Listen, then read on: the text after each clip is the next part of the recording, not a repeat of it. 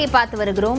SP வேலுமணிக்கு எதிரான tender முறைகேடு வழக்கில் நீதிமன்ற அவமதிப்பு வழக்கு தொடரப்பட்ட நிலையில் அக்டோபர் 13 இறுதி விசாரணை நடைபெறும் என தெரிவிக்கப்பட்டிருக்கிறது.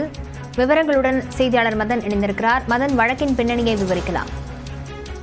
முந்தைய அதிமுக ஆட்சி காலத்தில் முன்னாள் அமைச்சர் எஸ்பி வேலுமணி உள்ளாட்சித்துறை அமைச்சராக பதவி வகித்த போது சென்னை, கோவை மாநகராட்சியில் பல்வேறு பணிகளுக்கு ஒப்பந்தங்கள் வழங்கியதில் 98 கோடியே 25 லட்சம் ரூபாய் அளவுக்கு முறைகேடுகள் நடைபெற்றதாக லஞ்ச ஒழிப்புத்துறை வழக்கு பதிவு செய்தது. இந்த வழக்கை ரத்து செய்யக்கோரி தனியார் நிறுவனம் சார்பில் தாக்கல் செய்யப்பட்ட வழக்கை ஏற்கனவே சென்னை உயர்நீதிமன்றம் தள்ளுபடி செய்துவிட்டது. அதே போல இந்த வழக்கில் குற்றப்பத்திரிகை தாக்கல் செய்ய வேண்டும் என்றும் உத்தரவு பிறப்பித்தது. இந்த ஒரு உத்தரவை அமல்படுத்தவில்லை என்று தெரிவித்து புகார் அளித்த அறப்போர் இயக்கம் சார்பில் ஒரு நீதிமன்ற அவமதிப்பு வழக்கு தாக்கல் செய்யப்பட்டது.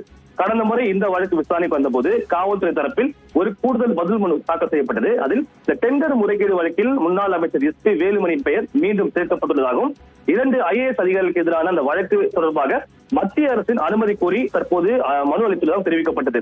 இந்த நிலையில்தான் இந்த வழக்கு மீண்டும் நீதிபதி ஆனந்த் வெங்கடேஷ் முன்பு விசாரணைக்கு வந்தபோது காவல்துறை தரப்பில் தாக்கல் செய்யப்பட்ட அந்த கூடுதல் பதில் மனுவுக்கு பதிலளித்து அறப்போர் இயக்கம் சார்பில் அவர் தரப்பில் ஒரு மனு தாக்கல் செய்யப்பட்டது. இந்த மனுவுக்கு பதிலளிக்க காவல்துறை தரப்பில் அவகாசம் கோரியதை அடுத்து இந்த வழக்கின் இந்த இறுதி விசாரணை அக்டோபர் 13ஆம் தேதிக்கு தள்ளி வைக்கப்பட்டுள்ளது.